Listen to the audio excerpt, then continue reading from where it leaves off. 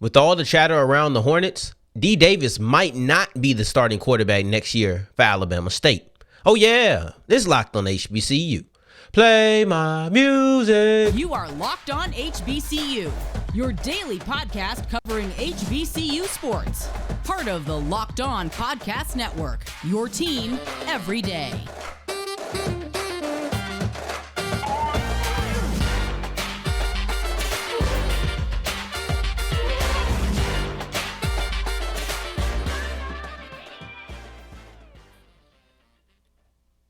What's going on, family? Welcome back to another episode of the Locked on HBCU podcast, your number one daily one-stop shop for everything HBCU athletics, Monday through Friday, part of the Locked On Podcast Network, your team every day. And I, of course, am Darian Gray, a.k.a. the Mouth of the South, Texas Southern alum and former TSU Herald Sports editor. Thank you for going on a journey with me, making Locked on HBCU your first listen of the day every day. And remember, just because the mic cuts off does not mean that the journey is over. It just means it's time to follow me on Twitter at South Exclusives. You see it right there at the bottom of the screen. But if you don't, that means you're on the audio side of things, and thank you for that. Just don't forget the S on the end of South Exclusives. We wrap up today's episode with a documentary review talking about J.R. Smith, because I thought this was an interesting documentary that broke down not only J.R. in great detail, but then the the North Carolina A&T golf team in great detail, separate from J.R. Smith. We're going to open up talking about Alabama State and their offense, first starting about the quarterback position, and then their starting running back has entered the transfer portal. I'm going to start off with D. Davis because it seems like he might not be the quarterback going forward for the Hornets. And this is not me saying that he is not. It's just that I personally thought that this was his job. And it does seem like it was his job to lose, but from the things that I'm hearing, it seems like he might be on the way to losing it or deserving to lose it. We don't know what Coach Robinson is going to do. This is not inside information from how the Alabama State Hornets coaching staff is viewing it.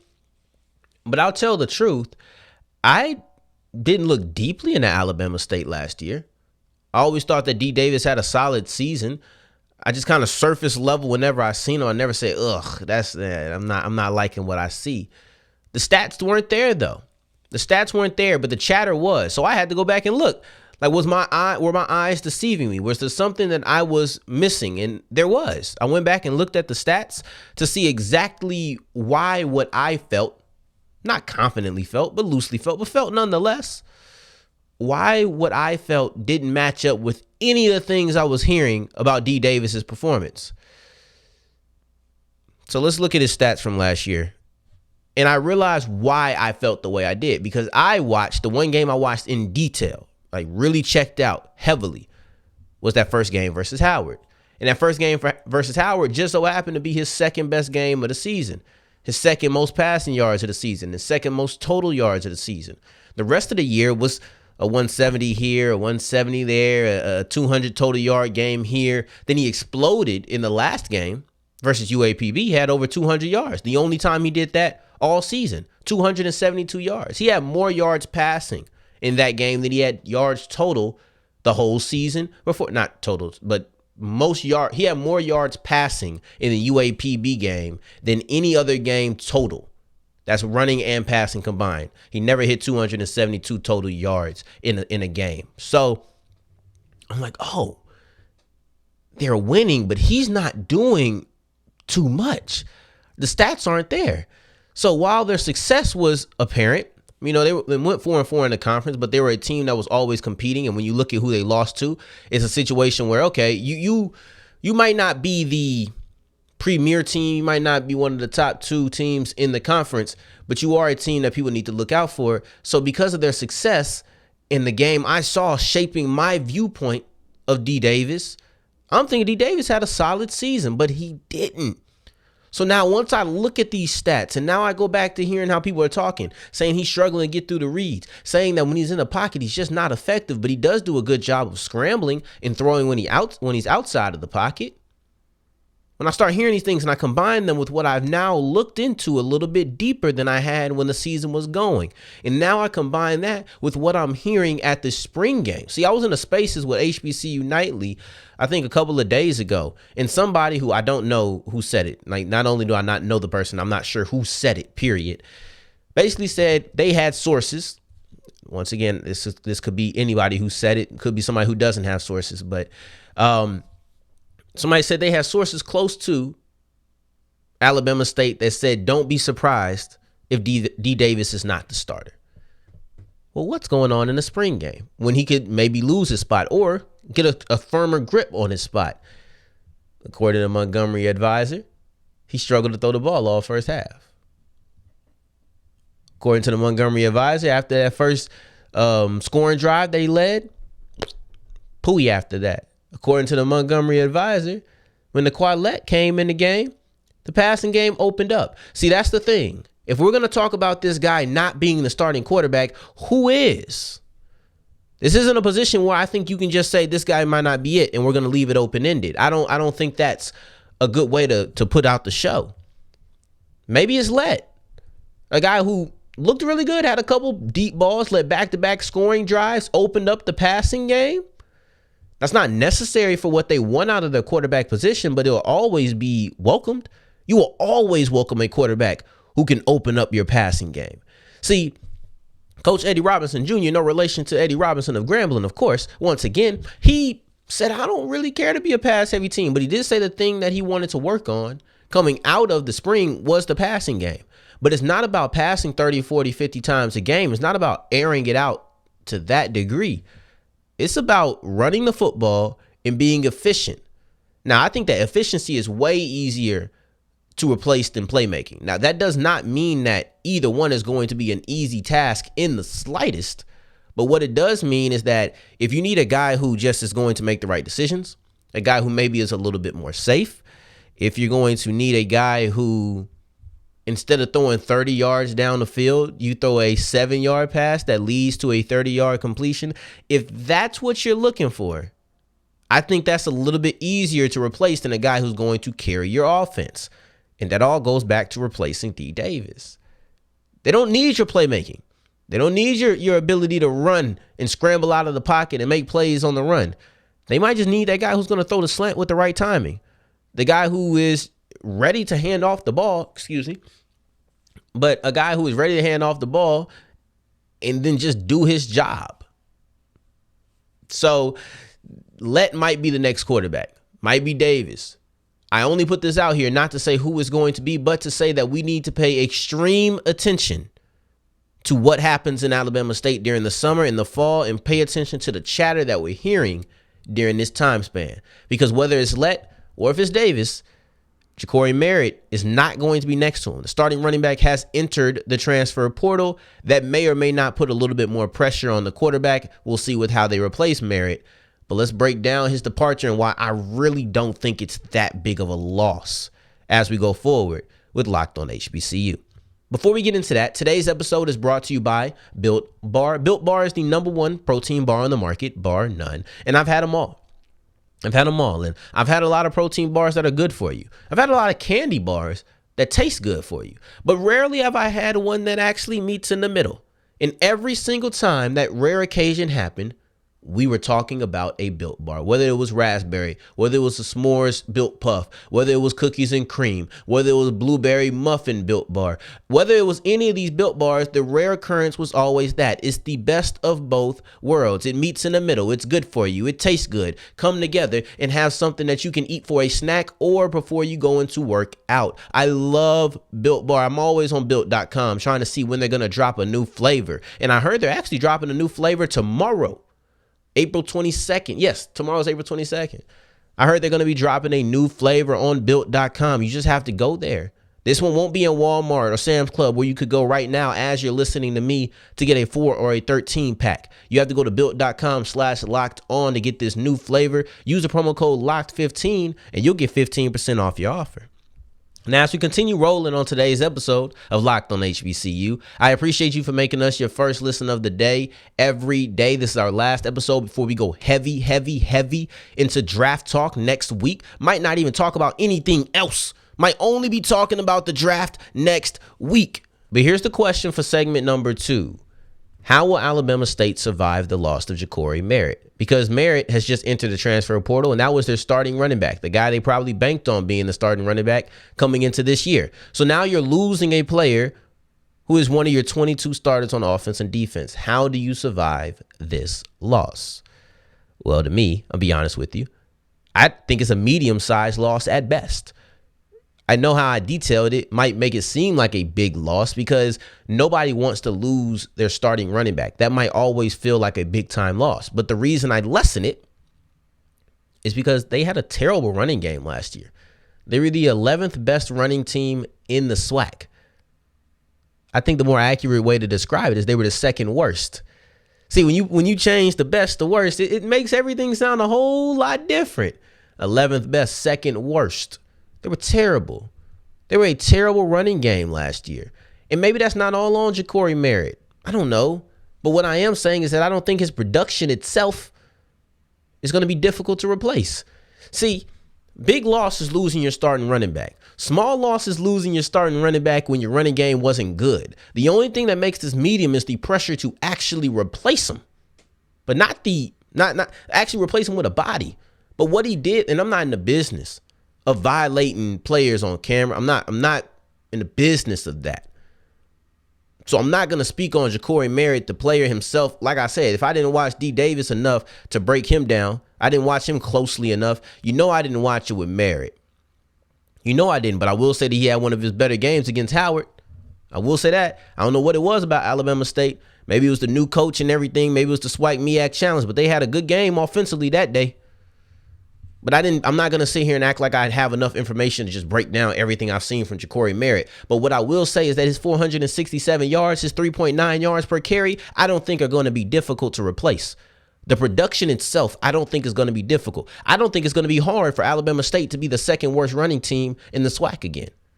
When you really think about it that way, what are we really losing here on the field? What are we losing? And his total is heavily slighted by the fact that he had 140 games against PV, 140 yards, against PV. This was not a highly productive running game. So excuse me if I'm not overly concerned about losing the starting running back. I think the next guy can give me 500. But the question is, how do you survive it? Because you probably still going to need a running game. You survive it with defense.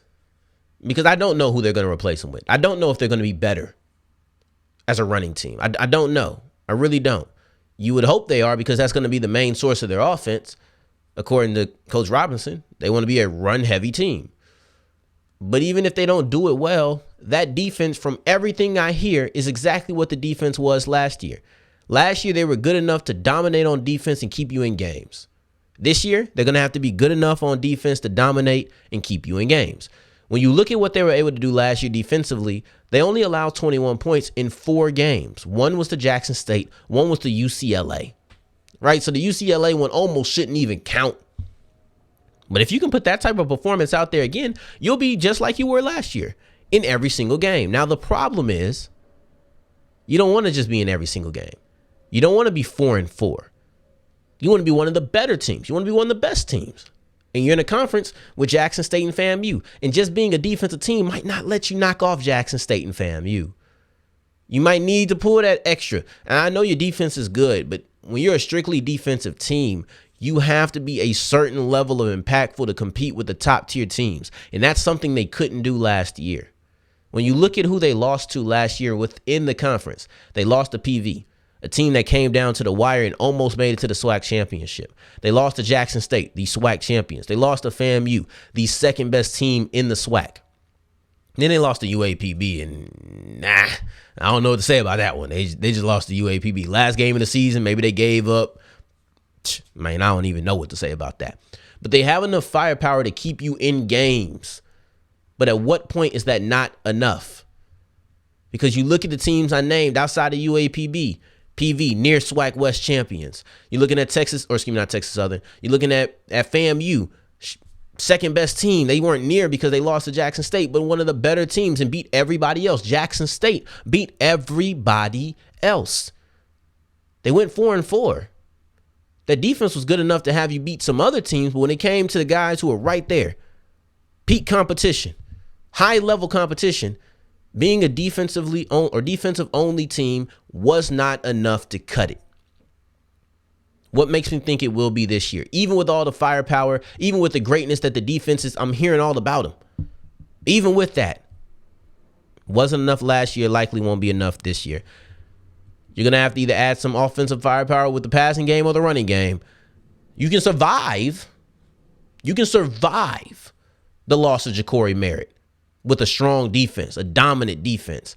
But if you want to flourish despite the departure of Jacorey Merrit, going to have to get something a lot more than just a defensive squad to put on the field. Now, going forward, I want to switch sports and also just kind of switch genres. We're not talking about football. We're not talking about X's and O's. We're going to talk about this J.R. Smith documentary. And I thought it was amazing how it framed both Smith and the I keep want to say NCAA because I want to say NCAT, but North Carolina A&T golf team as absolute stars. Let's break down this 4-part documentary as we wrap up today's episode of Locked on HBCU.